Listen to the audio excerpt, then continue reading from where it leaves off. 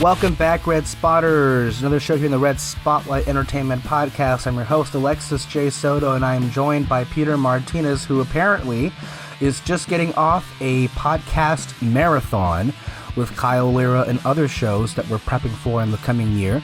Peter, don't you just love podcasting? No. Why the fuck are you here? Apparently I'm getting paid. You're not on the payroll? Oh no. Today we'll be discussing another film by Martin Scorsese. It is his latest film, The Irishman, which dropped on Netflix Thanksgiving break. It's been obviously, I think, around 2 weeks since then. We're only getting around to it now, just so we could give people the time to finish the film, because it is literally 3 hours and 29 minutes long.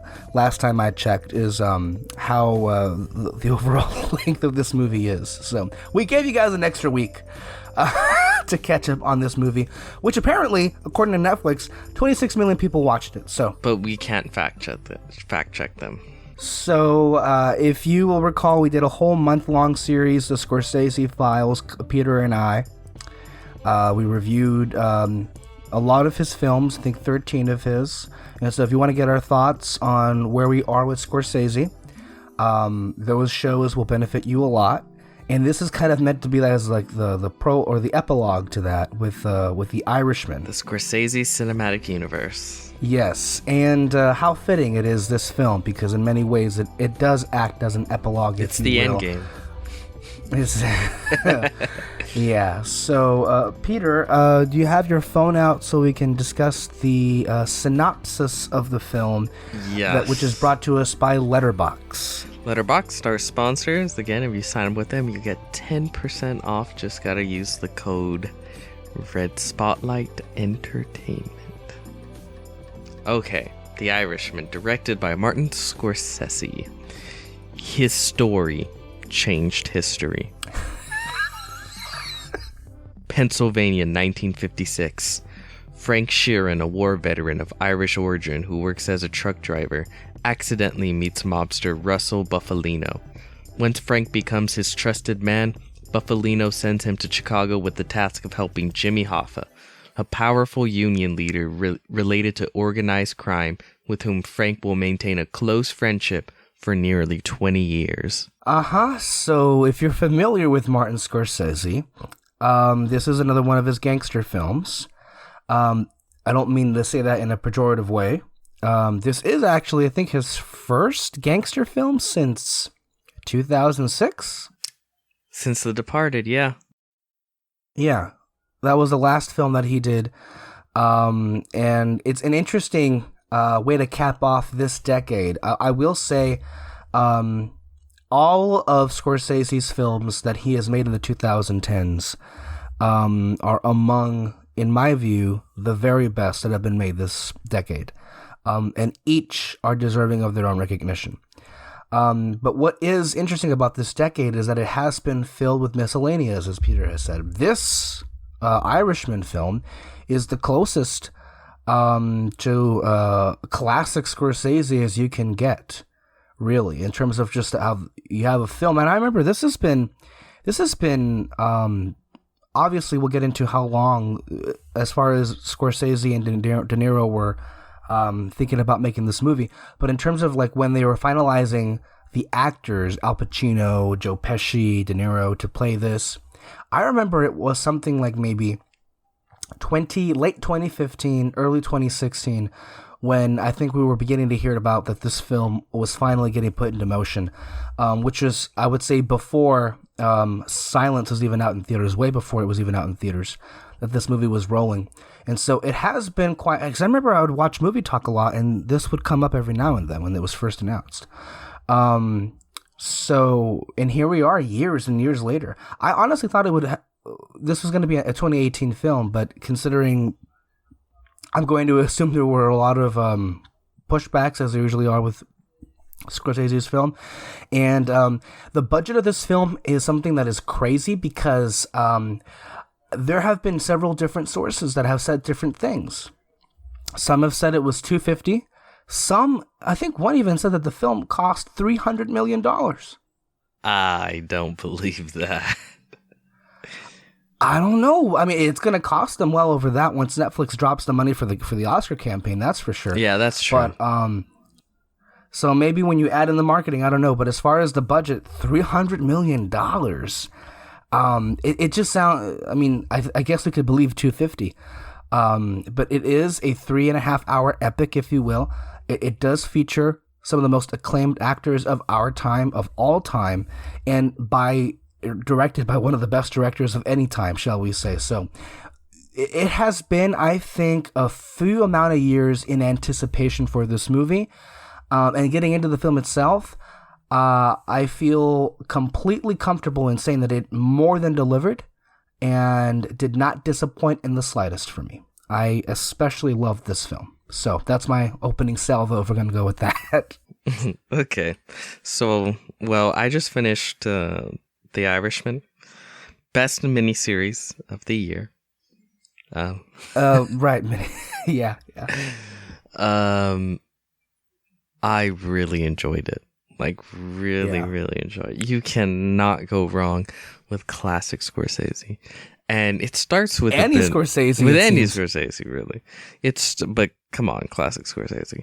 And it starts very much like classic Scorsese, but you slowly, it's a bit deceptive, and then by the end of the film it really reveals to be something a little bit more than that. I thought the journey was great. I love that it was 3.5 hours. It flew by for me. All around fantastic epic on aging, regret, friendship, all that good stuff. Yeah, I really enjoyed it. I did. No, I'm right. Clearly right there with you. I'm actually watching it as we speak right now in the background on my third watch of the film, which I have to say is something of a feat, right? Because getting through the film once for a lot of people would be... that's like 10.5 hours. Yeah. It's interesting to me. I love Avengers Endgame, but I don't remember having this many people complain about the fact that it was 3 hours long. I know this is longer, about by a half hour, but it's like... Half hour is a lot of time. It is, but it's a Martin Scorsese movie, and The Wolf of Wall Street, which I don't remember hearing anybody complain about the runtime, and it was 3 hours. It was over 3 hours, that film. So it didn't come to me as a surprise that it would be a longer film. And I think you and I, speaking for both of us, love longer movies, and especially if it's a longer film with these fucking actors in the movie who we hardly get to see of anymore, giving great performances. I was all for the idea, and to me, while I did feel its length, and maybe in large part because I did know it is a long film, but it is endlessly captivating. At no point can you... it really boggles my mind to see people think that this is a boring movie. There's so many layers in this movie. On my third rewatch, I'm catching some things that I didn't even see the first or the second time. This film, I think, is also benefited by its length because it acts as an epilogue. I mean, Marty has said that he hopes it's not his last gangster movie, but if it is, it does in a way work because it explores, as what usually Marty does in his gangster films, a different aspect of the mob or the mafia, right? And as we're centralized on this story, which is based on I think it's a novel or the account of I Heard You Paint Houses. Yes, I Heard You Paint Houses. By Frank Sheeran, who was this mobster bodyguard friend to Jimmy Hoffa. And if you don't know who Jimmy Hoffa was, well, if you watch the movie, you would very well damn know who Jimmy Hoffa was. Let's just say the Kennedys did not like him very much. And we'll leave it at that for the moment. But when I graduated high school, I got the Jimmy Hoffa, what's it called? Scholarship? An award by Jimmy Hoffa? Scholarship. Oh, you got a scholarship at Jimmy Hoffa. Yeah. Did it come with ice cream? No, it didn't. It should, though. It should have. It should. Considering watching this movie. So this is loosely based on true events because it is a movie adaptation. Very loosely based because this is a film adaptation of one man's account of how it really went down. Of course, because everybody else is dead, there's no way to corroborate that or substantiate these claims. But if you were to believe him, this is the film version of that and how it really went down. Very loosely based on the events because it is insinuated in the film, just as a brief aside, that the mafia was involved in the assassination of Kennedy. Yes. It insinuates it. Again, a lot of people argue against the historical aspects of the story. A lot of people that would know about what went down argue that like it did not go down this way. For me personally, I don't give a shit. Like, I don't care. It's a movie, it tells a story, and it's more about the characters themselves anyways. So yeah, that's not what this movie's main mission is, so it shouldn't be beholden to that kind of a standard. It may be more understandable if, I don't know, you're watching a documentary piece, but this isn't what it is. This is a version of what could be, so much than the actual truth. And it very much clearly is about the lifestyle of the mafia, yes, but one of the things that we hadn't seen in his previous films is these mobsters live full lives, get to the end of their lives, and what they look like, what they feel or don't feel about their lives when they're nearing on death's door. And it's a film that feels that only could have been made uniquely at a point in which Martin Scorsese, Joe Pesci, Al Pacino, and Robert De Niro are all in their 70s. And it is meant to capture a long span of life, which is why I feel the film justifies its length. What is it, 50 years? Or 40? Well, I want to say we start in the mid-50s, and then I think it's a little over 20 years because we start in the mid-50s. And the entire time span? Oh, the entirety? No, not the entire time span. They go to the 90s. Yes, you're right. But that's at the very end, right? Yeah, but I'm talking about the whole film. Yes, you're right on that count. But most of it gets to the disappearance of Jimmy Hoffa, which, if I'm not mistaken, was at the very least after Watergate. I know because Watergate was playing in the background, hilariously enough, in some of these scenes. So at the very least, I know that it was in between 1980 and 1974, last I recall, when the Hoffa disappearance happened. And then when we get to the end of the film, it is the 90s. So it's like, what, 4 decades at least? At least, yeah. So I think one of the first things, we mentioned that we enjoyed this, and we're going to get to the performances and the stuff that we liked most. But, just to address an area of discussion on this, because I feel that it hasn't gotten as much scrutiny or discussion on this, because it does span all these years. Another reason why this movie had to wait until right now is to get a good reading on the de-aging technology. And so how do we feel that was handled in this? Which I would only assume is why the film's budget ballooned so high, is because a large amount of the film had to have had these actors in their 70s be much, much younger. When they try to make them look like 60s, 50s, it works. I think it works. Mm-hmm. Anything lower than that, no. Of course not, no. It kind of falls flat if it gets a little younger than that for me, honestly. Which, okay, that's weird. That's a weird thing. Alexis Moreno just asked me if Marriage Story was bad. Wait, why? I don't know, because Twitter is attacking it. And Twitter is it really? Why? Oh, you haven't heard? You need to. Ooh, people. This movie, as with every great film this year, triggered people. Wait, how though? It? I don't know. There was this one person that said that they've been divorced and they thought that it was a boring film. I don't know, man. I gotta be honest with you. I don't know. It was one of the best films of the year, but yeah, go ahead. Easily. But we'll get to it next week on the show.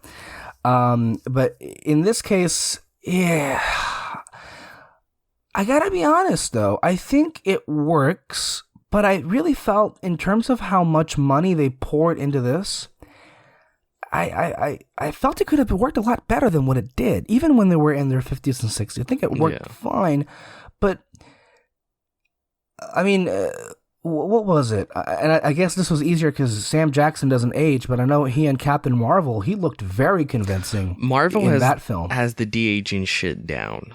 They really do. Like, it's scary good. Like Lawrence Fishburne in Ant-Man and the Wasp, I don't like that movie at all, but damn, did that de-aging look great. You know where it really worked? Michael Douglas. Yeah. He looked 40. Yeah. Like, good. He looked good. With this one, it seems like they just sort of like smoothed their skin out. Like made them look smoother. Mm-hmm. I don't know. It's so funny because Disney is pretty shit in all other CG areas, but when it comes to the de-aging, they got that shit down better than anyone. It's almost as if they've patented it in a way. It's like they've discovered the secret formula to how to get it just right. Mm-hmm. It's also, it should be mentioned, aside from Sam Jackson, because that's the only one where he was extensively throughout the film. Yeah. Many of those de-aging effects were for brief cameos, if that. Mm-hmm. So I don't know if that is a factor into it. It does cost more, obviously, to make it look that good and for it to be that long in the movie, understandably. But it worked with Sam Jackson, Captain Marvel, and that film's budget was lower than Dumbo's inexplicably, so I guess it wasn't that big of a deal to do. To be fair, like the Irishman, they had huge sets, and yes. You have to have the cars from that time period, and the street signs and the corners. This movie looks expensive. It just looks expensive. Yeah, it's several period pieces. You got to get those things right, and that in and of itself costs a lot of money. But if we're dealing with the issue of de-aging, there are areas where I gotta admit to you, I was a little disappointed in, although it's not that big of a distraction. The one where it looked especially unrealistic was that flashback to World War II. Yeah. Luckily, I think they knew that, so they made sure to have it like really far away and only quick scenes. They didn't really dwell on it because I think they knew. But I think what really hurts it too is that they still move like old men. They move like really stiff. So it's like this is supposed to be like I don't know, supposed to be 31 and he's moving like he's 70. It's like, yeah. There's a lot of things that go into it to not work that well. There was, I don't know if you caught the Netflix special with Al Pacino, Joe Pesci, De Niro, and Scorsese. They were in a booth and they were just talking about the making of this movie. Oh no! Oh shit! That sounds amazing. You should watch it. But one of the things that they actually discussed as to what you were just mentioning, there was a scene. They were laughing about it that somebody caught and talked to Marty about it, and that it's the scene where Al Pacino's Jimmy Hoffa has to get up out of his seat, but he looks like a 70-year-old man getting out of a seat instead of like a 40, 50-year-old. And so they literally had to ask Al Pacino, can you get up a little faster to make it more believable that you're not 70 fucking years old? That's funny. Yeah, and I think that speaks to the film at large, right? Because the other gangster films, they're fast moving, they're fun, they really got like a pace to them. But with this film, the pace is very much laid back. Yeah, it's very which much I like, by the way. Down. Yeah, I love slow films. Yeah, but it's a slowed down gangster film. It's much more. I don't know. If in you a would way, say it's almost the contemplative. inverse of what a Goodfellas was, because in so many ways, in terms of the commentary of what it's saying in this movie, we never see Frank Sheeran live like a luxurious lifestyle with his family. He's doing fine, and his role in the mafia, or at least his relationship with Buffalino, with Russell, it's never presented as if his family benefited from him being in the mob, to the point that in the amazing thing about Frank Sheeran's arc in the film is, what did all of that mean for him at the very end when you get to the end of the movie? Mm-hmm. And I think the biggest thing about what it said is that, and I think it works very well if you, let's say you watched a marathon of like Goodfellas and Casino and Departed, is at the very end of the film you see the fact that even though he understands he made mistakes, when he has this beautiful sequence with a father, with a priest, he has having a difficult time even getting to feel anything remorseful about the actions that he did. And it comes across that he just very much became this empty vessel that feels nothing. Yeah. I don't know about say feel nothing. He was just alone. Well, that's what he gets in the end, but I think he literally says, "I just feel nothing." I don't know. That's where I kind of got that interpretation from, is that he's, at the end of all of it, he didn't feel any kind of remorse for the actions that he did, and he's left in this state of just feeling nothing about what he did. I think it's more of like he's not capable of feeling remorse. He feels bad that he's in the position that he's in, but as far as like feeling bad for murdering people, I don't think he did. Not really. But it's more of regret for, ending up at the end of his life in the position that he was, alone, no one around him that loved him, and what happened with Hoffa. I think that did affect him, even though that's like the only one that did affect him.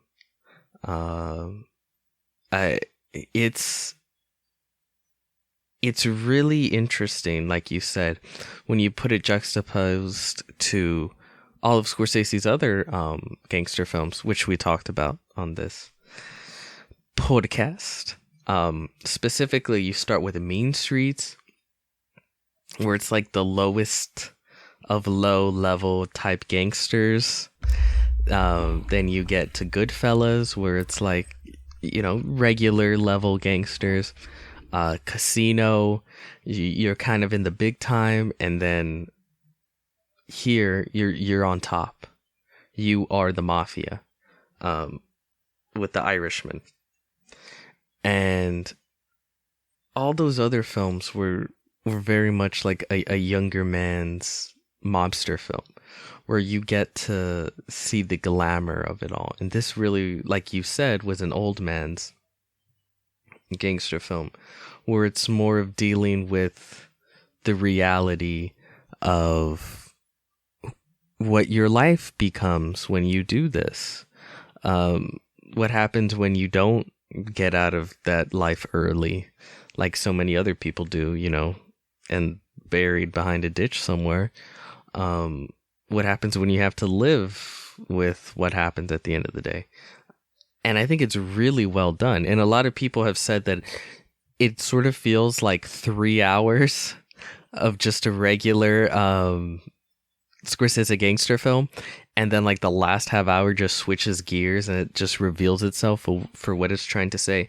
But I think it is peppered throughout the film slightly what the film really is, and then it just sort of dumps it all out in the last half, 45 minutes or so. But it is telegraphed, I think. It just doesn't come out of nowhere. That's why I said there's just so many layers to the film. It did deeply affect me watching this, at least when I saw it the first time. just it kind of depressed me in a way because you just reminded of the cruel mistress of age, and we see these actors age in these movies, in this movie, and die, and it literally frightened me. I gotta be honest with you, just thinking about being in your 70s and 80s and 90s, and it's like, oh God, it was depressing, that last half hour, but rightfully so, because that's kind of what you have to feel for the position that Frank Sheeran is in and all of that. And the thing about Frank Sheeran is, as usually with most of his characters that Scorsese does, he's not a good guy by any means. He's a murderer and does all these things, but there is something about him that you do feel for the guy, especially when he has to be dealing with Hoffa at the very end. Yeah. And I think another aspect to age that they really touch on is that in the throughout the film, it's this giant grandiose thing that involves the president, the leader of the Teamsters, leaders of hundreds of thousands of people, and it, this shit feels like the biggest thing in the world, and then in the end, no one cares. Everyone's like, Jimmy Hoffa, who? Like, this feeling of, in the end, like what you lived and everything big that you felt was big at the time, did it even matter? And if it didn't even matter, then why did I make the choices that I made? Because I made them thinking they mattered. It's depressing shit and scary shit. Especially, like you said, because through this Scorsese series that we did, we've seen them go from probably younger than what we are now to 80s, late 70s. Yeah. It's pretty crazy. No, it is. And to me, one of... it just feels so stupid saying it, because it's a no duh. It's not only one of the best films of the year, but one of the best films of the decade. I have to be honest with you. I love the film. And watching it, the more that I watch it, the more that I actually really do enjoy it. Yeah, the slow paces. It is very entertaining. It is. And I think, again, that's kind of the magic of Scorsese. He can make his films powerful and entertaining at the same time. It's like one of my favorite sequences, extended sequences in the film, is toward the very end of, I think, or in the middle of Act 2. Got to be careful, because holy shit, are there like long acts. But the sequence where they're celebrating Frank Sheeran's life, it's also in that exact sequence in which there's the mob is finalizing their plans to take out Jimmy Hoffa, and there are these great scenes between Jimmy Hoffa and Russell, and then also Russell and Frank. And again, also Frank and Hoffa. And oh my God, that alone was worth watching this movie. Just watching Pesci and Pacino in a scene together. And then also, it was weirdly just touching, just the bond that Pesci and De Niro have in this movie when he gives him that ring. It's just a beautifully made movie. The dancing, the music, the way the movie looks, the cinematography. It's like, these are no duhs because of who's making this, but it's just like, God damn, this man is 76, 77 years old, and look at the amazing movies he's still making. Look at this. It's outstanding. I loved it. And I guess we can get into this part about the performances now. Which one you want to go with first? We could start with the star himself, Mr. Robert De Niro. Uh-huh. Robert De Niro was great, but he was still playing Robert De Niro. You know what I mean? Is it the same thing as the Tom Hanks effect that you've been saying in several years?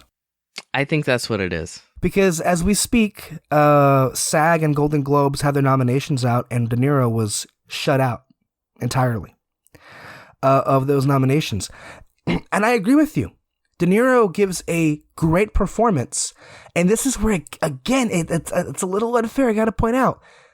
But if you're comparing it to De Niro's past work, it's good, but it's not his best.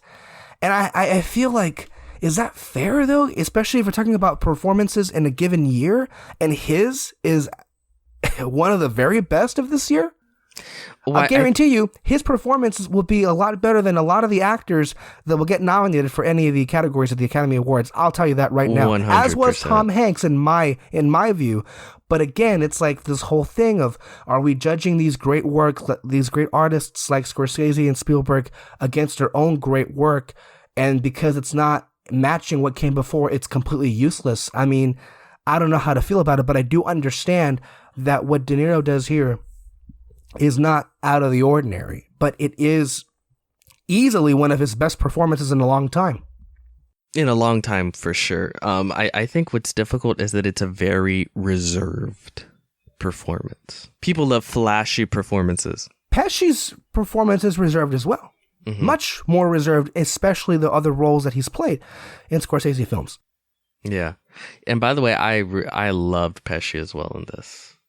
I think I loved him a little bit more. He'd give these looks, and it's like, oh, you're dead. Yeah. No, that's some of the most entertaining parts of the movie. I agree with you.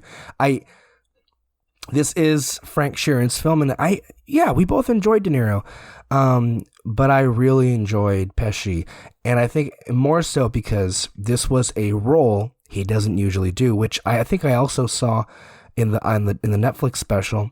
That was part of the reason why Pesci came out of retirement, was because Scorsese had to create a role that was different than the stereotypical Pesci performance from Goodfellas and Casino.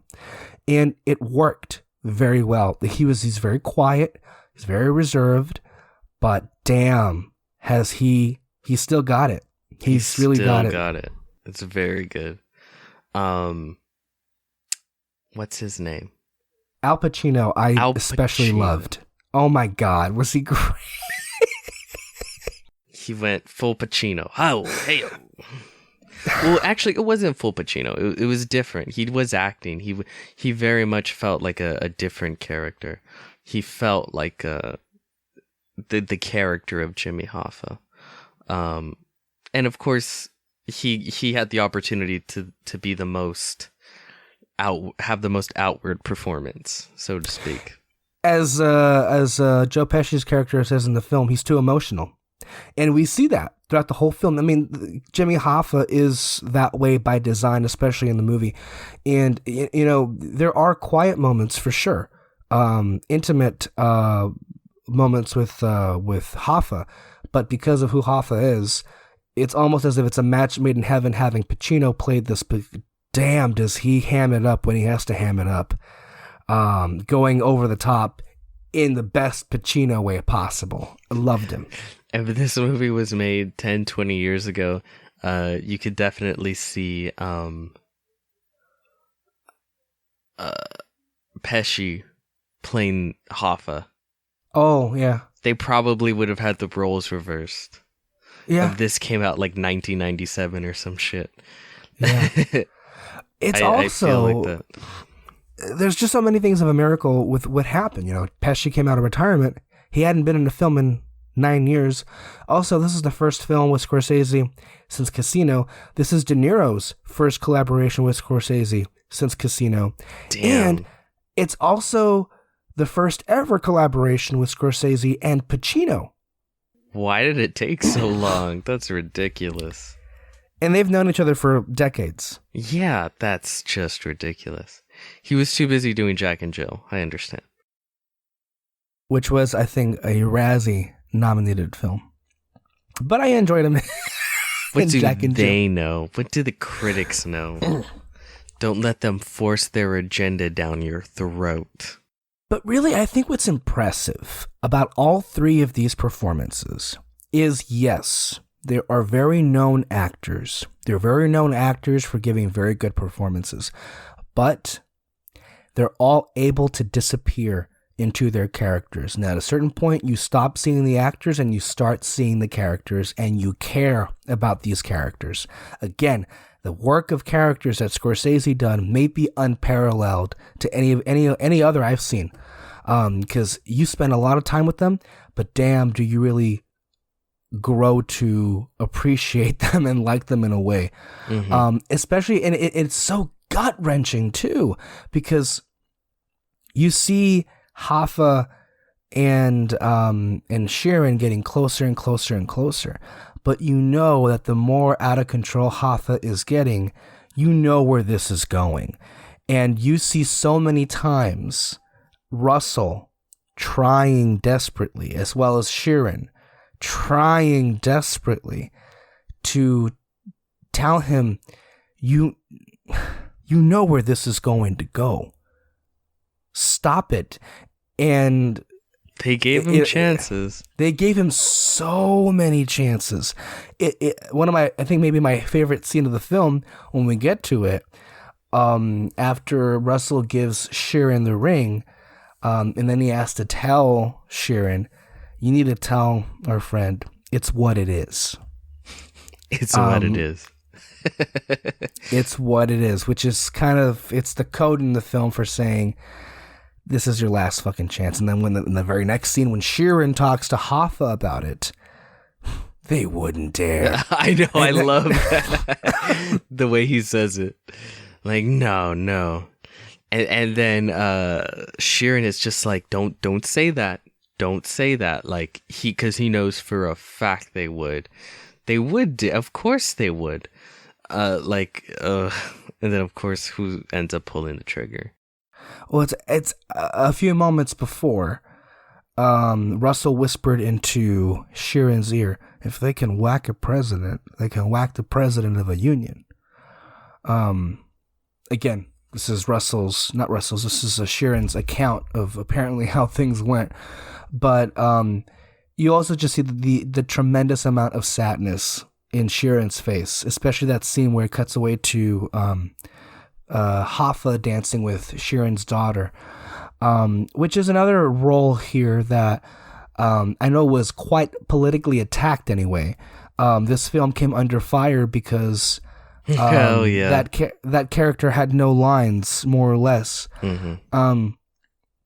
But of course, she does play a big role in the movie in the sense that she's the one that from the very beginning sees through her father and these people. And I think that's kind of, I shared with you this amazing article, I think it was by Ringer, about, what this film says about mobsters and gangsters in the long pantheon of these movies. And they did a comparison about the last shot of The Godfather and the last shot of this movie. Whereas in the last shot of The Godfather, Kay is looking just crushed or just frightened at her husband, played by Al Pacino in The Godfather, Michael Corleone, as she knows what's happening there. And of course, the door just closes. Whereas in the end of this film, the door is left open. And it's as if we see through the veneer. It's like, and what you're seeing in here is really what it all amounted to, in a way. Yeah. That's beautifully said. And as you've said also, damn, does he know how to end a movie? He does. He's one of the few who I think maintain it all the way to the end, and the ending just wraps up everything the film's trying to say just so perfectly. And he really did it here. And it's not grandiose. There's not this big massive thing. It's just kind of peters out, and then you have that last scene of like, I'll be here. And the door half closed, Christmas, and then directed by Martin Scorsese. Beautifully done. beautifully done. A lot of I feel like a lot of people kind of wrote the film off as just long and boring and and it's like, well, I mean, I get that. I really do. You know, shit's long. And if it's not your cup of tea, it's not your cup of tea. But I really do feel that there is a lot of really beautiful filmmaking going on here that I really appreciate. And that, you know, I just kind of hope that people maybe give it a second look a little deeper into it, because there's a lot of great filmmaking going on here. And you can tell Scorsese has something to say. I mean, if we're going to talk about the reaction to the movie, it has been fairly positive. But as we mentioned, there are a lot of pieces that we're seeing that complain about the length of the film. There was even this video I was watching where it was trying to say, admit it, guys, look, Irishman was boring. It was all right, but it was nothing compared to what Scorsese has done before. And the only reason it's getting this praise is because Scorsese and these legendary actors are in it, and it's like they're getting praise just for getting the band together again. And I'm like, no. Like, I feel like if it was just that, then the movie would be just trashed. If it was bad, then it's bad, but it's not. It's actually pretty good. And for the most part, people on film Twitter, as we say, do like it. I'm sure the Academy loves this movie. They won't vote for it because of the association with Netflix, but they sure as hell do love the movie. So don't worry, Joker's gonna take its place. Are we gonna lock that down? Is that your prediction? Or are you not gonna make? What happened? No, it probably. I don't know. It's still too early. We'll see. I mean, just think of the worst case scenario, and then that's usually what happens. So I don't know. Or at least like the funniest, the shit that would piss people off most. That's what happened last year. This year I think would be Joker. That would cause the most contention. I think you're wrong about that. No, I think they'd like, the difference between that is that they hated Green Book and Bohemian Rhapsody, but these people actually really like Joker.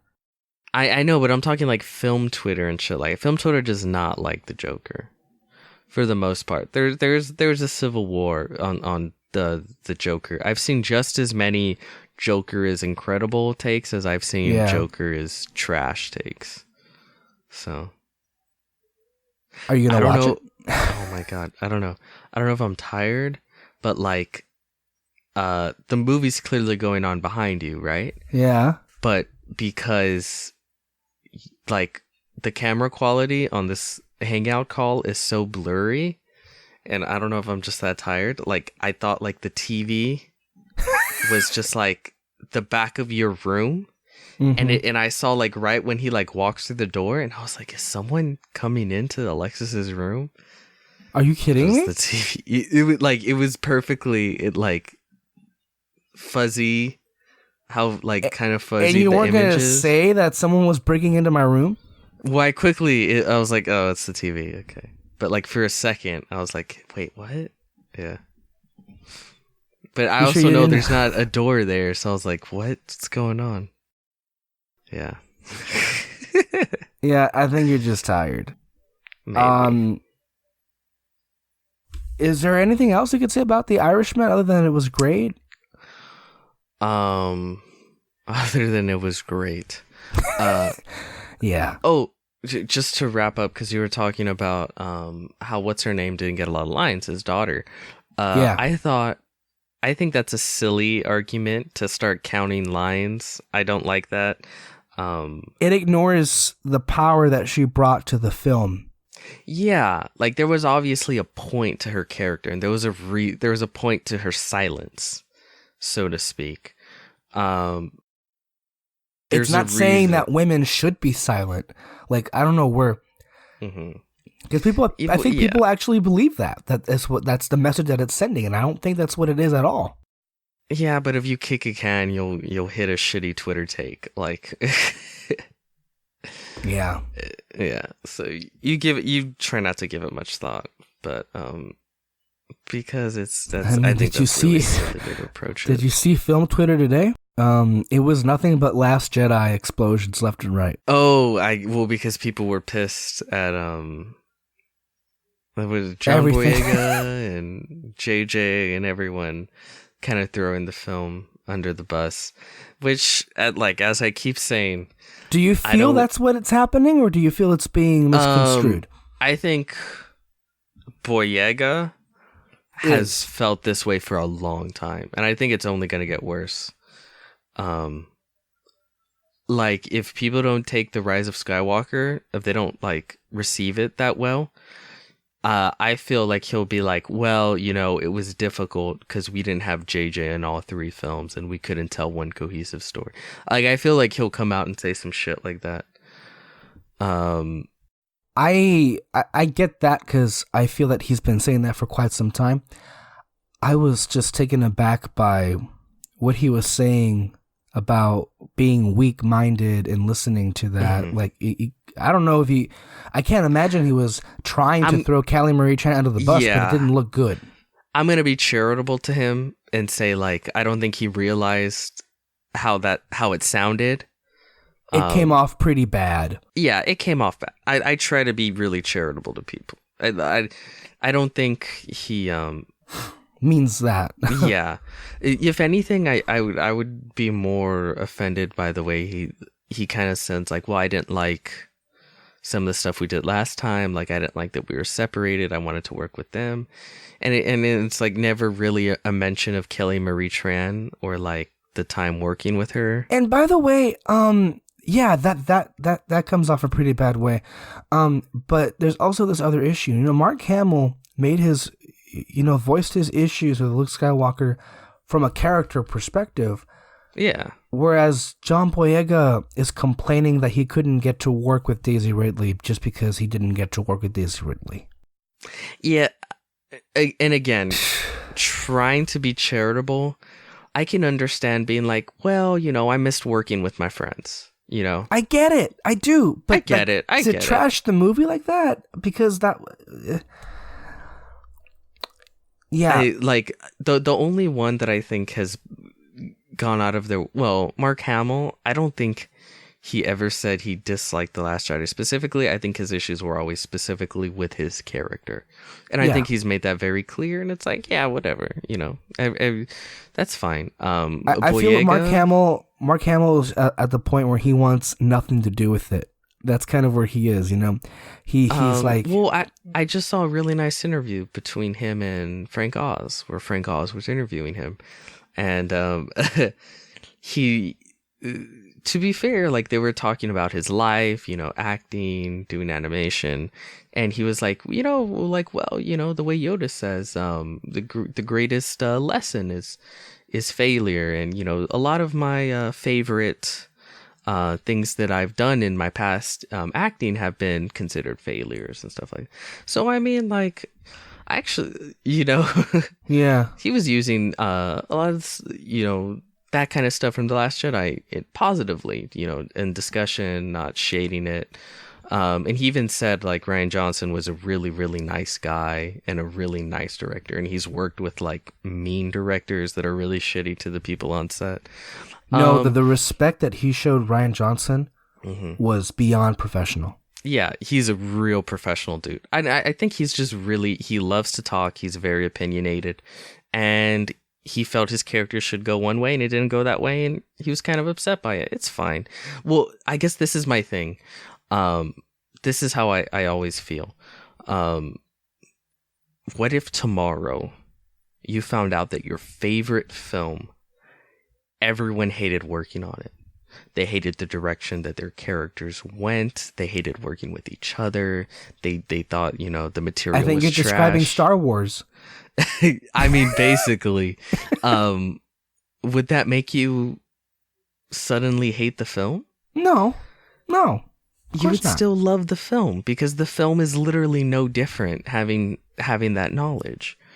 So to me, it's like, I don't care what anyone feels about anything when it comes to films I like or don't like.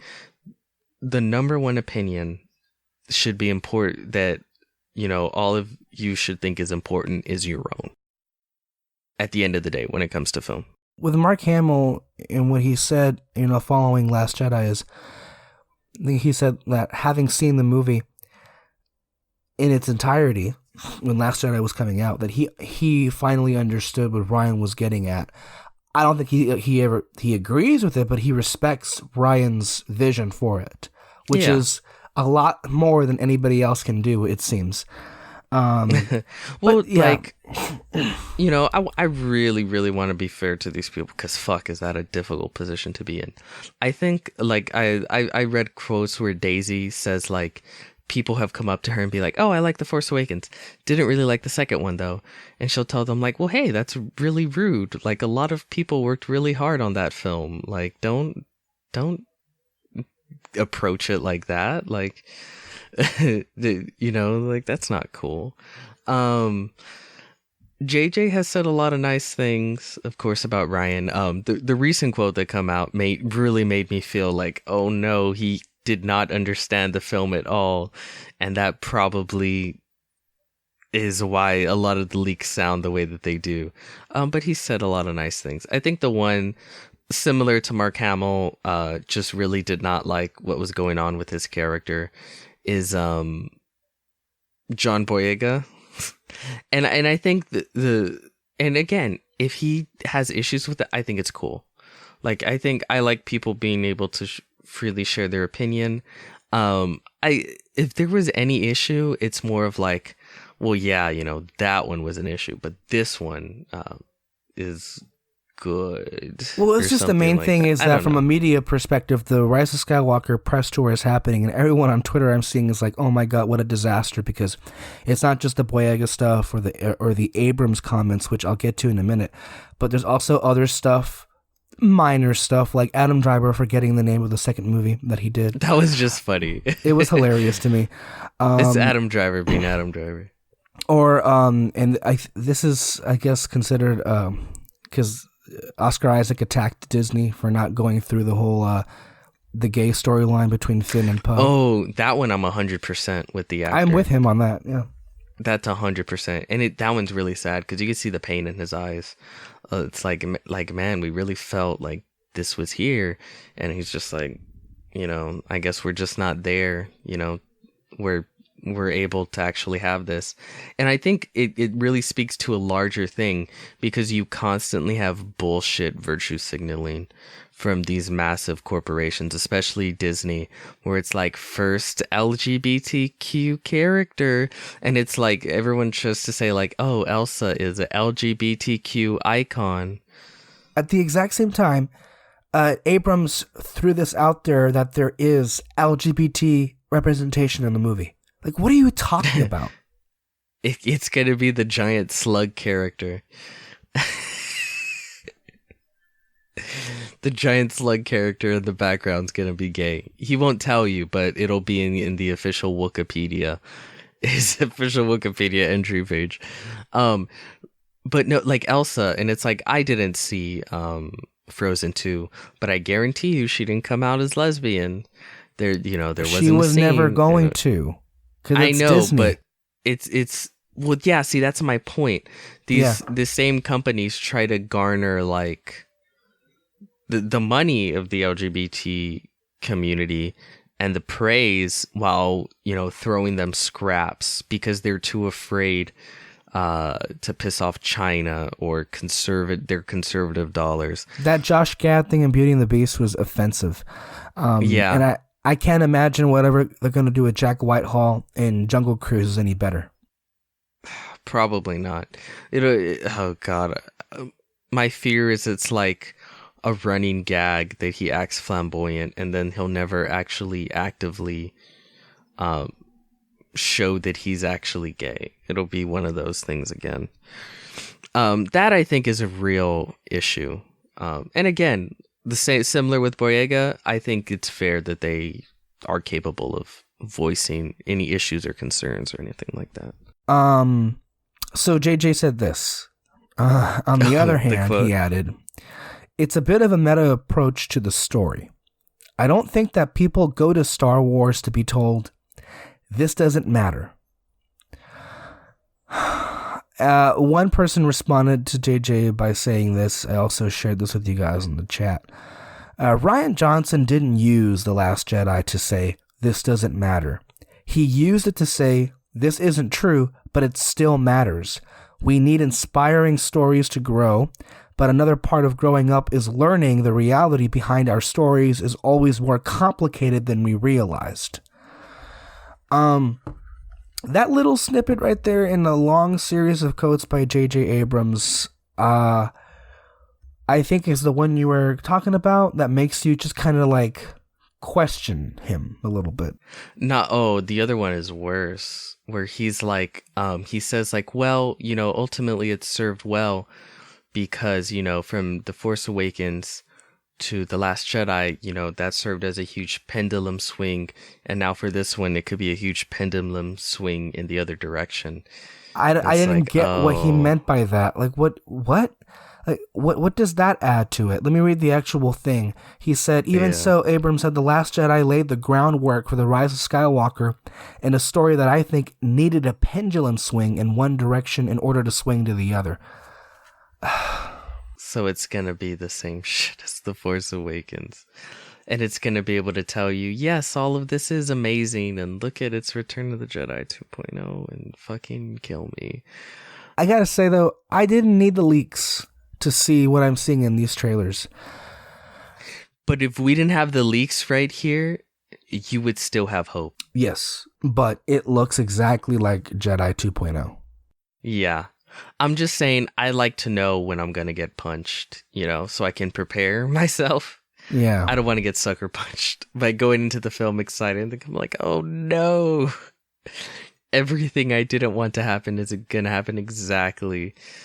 Okay. Well, it just seems, from my perspective, and I made mention of this several times. We're not going to get into any details here, but from what I understand, there was even I think a quote that Boyega said. I want to read that one because that also pissed me the fuck off.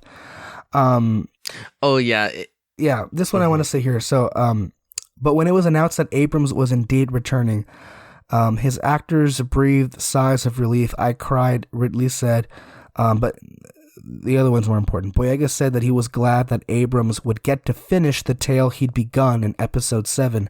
Quote, even as a normal person in the audience, I wanted to see where that story was going, Boyega said. Bullshit. Yeah. Again, I you know why I think it's worse or it comes off worse with Boyega than Hamill? It's because Hamill, I think, just kind of comes out and says, I fundamentally disagreed with the direction of the character, but he's the writer, I'm the actor, and I said, I disagree, but now that I've said that, what do you want me to do? I'm doing it all. Like, go. And he lets out snide little remarks sometimes because he's Mark Hamill.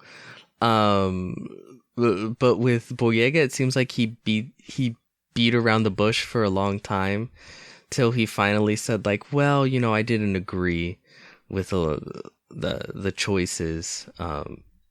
I was iffy on The Last Jedi, and it's like, if he had come out and just been like, Ryan wanted my character to go this way. I wanted it to go this way. But ultimately Ryan's the director and, I went with it. But, now we're going to go this way. So yeah, I'm happy about that. I don't know. I feel like if he was more frank about it, it wouldn't come off as bad, but just sort of like the way beating around the bush somehow makes it sound worse. But it's also feeding into that general misunderstanding. There was never a plan for where the way he says it, that story was going to go. There wasn't one. And so Ryan had to come up with one. And he gave definitive fucking answers to those questions. Whether you like them or not, Last Jedi answered those fucking questions you had in The Force Awakens. And from what my my interpretation of what I'm seeing with JJ is he deliberately went out of his way to relitigate those questions that he set up in Force Awakens that Last Jedi answered, but he switched them around. I feel he did that very clearly to me. I will say it really feels like this film is going to try and please everyone, and because of that, please no one. Ask Elizabeth Warren how that worked out for her. Ask Justice League how that worked out. Which, of course, we also have the writer of Justice League who helped write this movie. Oh, no. Yeah, it's like, to me, I understand if he wants to make a film very different than The Last Jedi. I think that's fine. I think that's great. I fucking encourage it. Make something completely different. Swing that pendulum. Except it's not. But it's not. It's literally, it's not pushing the narrative forward. It's just going back and saying, LOL, psych. Like, that's kind of what it is. And I know a lot of people accuse The Last Jedi of doing that, but it really didn't. It like, all of you, the most important mysteries and setups of The Force Awakens were answered. You know, what's going on with Luke? Why was he out there?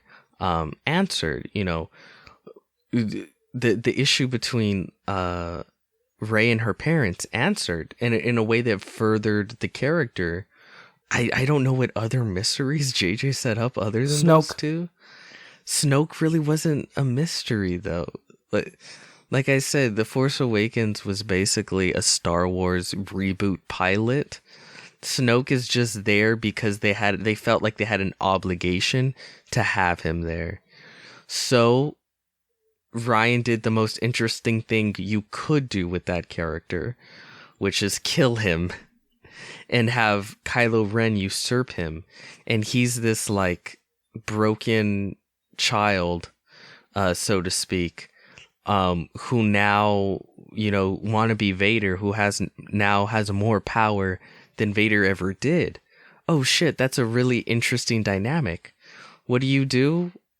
You immediately give him a new old man master, or an old man master, and by bringing back Palpatine. You undo it, is what you do. And I don't think Rian Johnson undid anything. It's not like he came into the Last Jedi and it's like, well, actually, Han Solo is still alive. You know, like, to me, that's undoing something. I don't know if he undid anything. He took them in weird, interesting directions. But can you think of anything that was actually undone? I honestly can't. Yeah, I at the end of the day, fuck everyone else. Enjoy what you enjoy. If you like a film, the only opinions, well, not the only opinion, I should say. I think it's good to hear other people's opinions, but the opinion that you should consider the highest is yours first. Always your own first. And then, you know, you can listen to other people, and maybe you get swayed due to that, but still hold your own opinion higher than anyone else's at all times. Weren't we talking about The Irishman? Well, I think we left that in the dust, quite frankly. Yeah. Because once Star Wars gets into it, well, we got into it.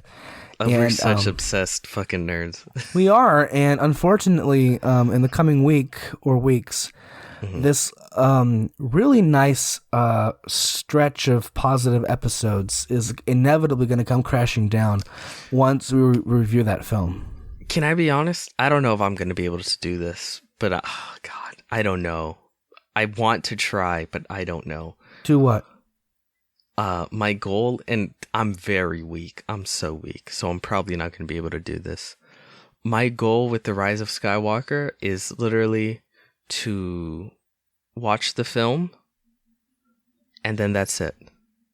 Not listen to anyone's reviews and fall down a rabbit hole of, you know, Twitter hot takes and people's 4-hour-long reviews, you know, with the film and this and that. Why? Just watch the film, no reviews. But what about our reviews?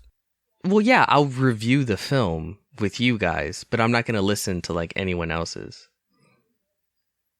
Why do you feel that way? Because it's just needless negativity.